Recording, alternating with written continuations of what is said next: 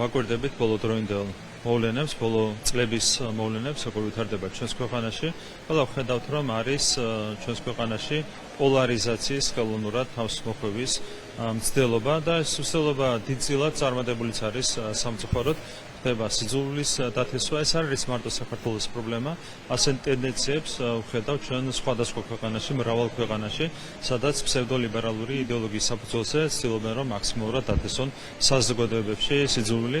ამას ჩვენ რა თქმა უნდა დაუპირისპირდეთ, ეს არის ეროვნული მნიშვნელობის ამოცანა.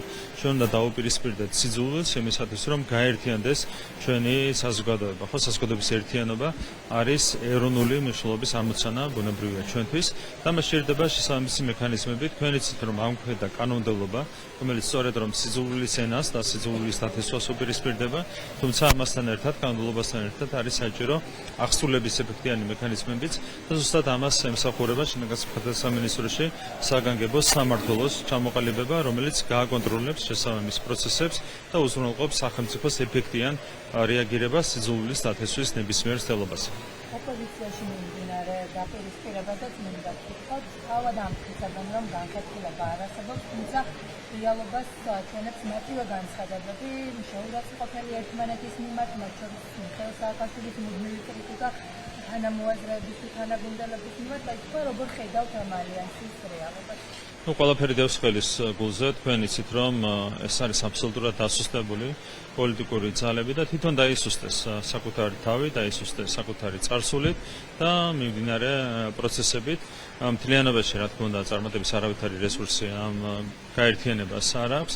ეს არის ძალიან მძიმე წარსულით გაერთიანებული პოლიტიკური ძალა, პირველ რიგში ეს უნდა გავიხსენოთ და ასეთი წარსულით რა თქმა უნდა ისეთ საზოგადოებაში, როგორც არის ქართული საზოგადოება, ასეთი ტიპის პოლიტიკური ძალა ვერ იქნება ბუნებრივია წარმატებული. განხეთქილებებიც, რომლებიც აშკარაა ამ გაერთიანებაში, არის მათი სისუსტის გამოხატულება და გამოვლენა.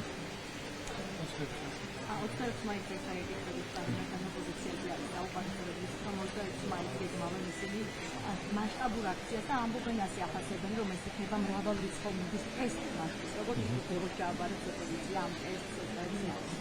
ტესტი ჩავარდება ბუნებრივია, როგორც ჩავარდა ყველა წინა ტესტი. აქაც არავითარი პერსპექტივა არ აქვს ასეთ აქციას.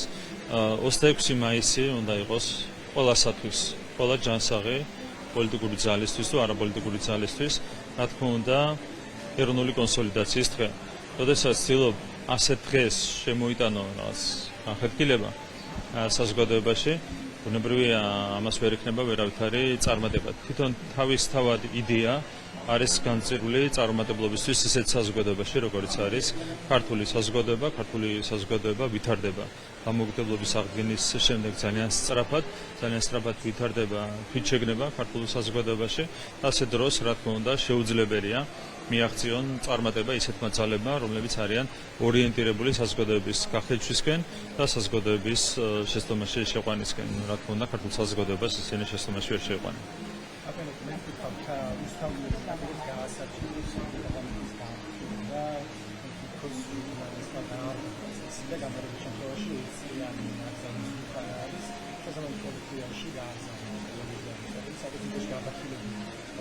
ეს არგუმენტები საუბარია შესაძლოა არსებობს გოშავი მასალა ჩამოწევს სადაც პროფესორ ჟურნალისტი არის და ის გაფრთხილებული იქა გამოხდა ხოლმე ერთი ევროპარლამენტარის ტელევიზია მაკაბეზე მოთხოვა რა თქმა უნდა იქ მედიის სოციალური გასაგებია თუმცა ამ კუთხით ძალიან ადმინისტრაციული პასუხი არ მიდროდება.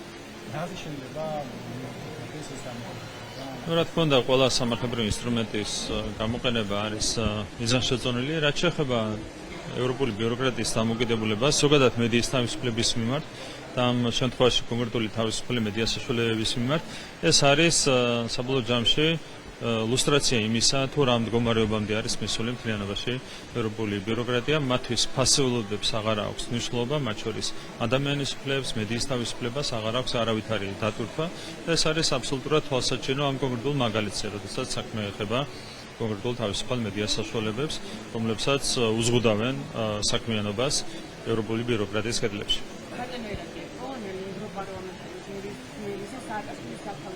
სიტყვებს და ამბობს, რომ ის გამოგონილი ძალზედ არის გადაწყვეტილი და აღსანიშნავია ის, რომ ეს არის ის ევროპარლამენტი, რომელიც ასევე ქართული მედიების დასამცირებაზე მუშაობს ევროპარლამენტში. და მათ შორის აი ამავე რომ რომ ბრეიზამ აღიარა ის რომ მაგალითად ტელეკომპანია იმედიცინა უნდა ის აქტიურად იყო ამ სასანქციების მოხალისე და მუშაობდა აი ეს განსხვავებები როგორ რა თქმა უნდა ამ ორ მიდგომას შორის არის ძალიან მჭიდრო ლოგიკური კავშირი. თვითონ სააკაშვილიც თუ რაიმეთი იყო გამორჩეული, ერთ-ერთი იყო მედიის თავისუფლების მიმართ უდიერი დამოკიდებულება ფეხქვეშ გათვალა მედიის თავისუფლების.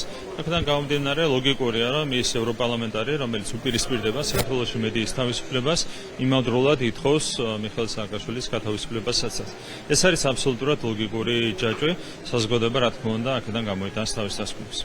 და დანიაში მოხდა შეთანხმება გაბინეტის პოლიტიკაში საპროტესტო აქცია და სამართალდამცავი ორგანოები წარმოადგენდა როგორ ეს კადრები იგივე ყველა მუშია და მაშინ როდესაც დამია ეთიკი აქტიურად დაკრიტიკებს საქართველოს იგივე აქციების დროს არაპროფესიონალის ძალის გამოყენებაზე ბუნებრივად რომ იმართებოდა შემდეგ საგარეშო გადაგვამცემოთ მაგრამ ვიდეო კარგინტები პასუხი გამიგდა და ასე მნიშვნელოვანია რომ არცერთი კატის წარმომადგენელი საუბრობ ამ საკითხზე არ გაკეთებულა ელე განაცხადი რაშინება ინფორმაციას გავსი დამოკიდებული.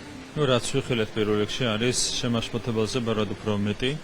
როდესაც ჩვენ ვაკვირდებით თუ რა მასშტაბის უკუსლა აქვს ევროკავშირის ამა თუ იმ ქვეყანას და ამ შემთხვევაში დანიას ადამიანის უფლებების კუთხით, კერძოდ შეკრების თავისუფლების უზრუნველყოფის კუთხით ეს მართლაც შემაშფოთებელია. ამას დაახლოებით 10-20 წლის წინ რა თქმა უნდა ვერავინ წარმოიდგენდა.